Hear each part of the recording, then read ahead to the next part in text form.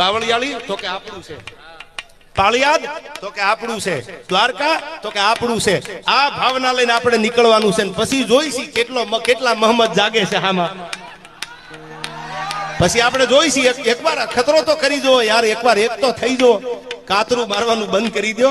સામે સામે ગાડી આવી જાય પાછી લેવી જ પડે યાર, હાકડી લેવાળી હોય તો.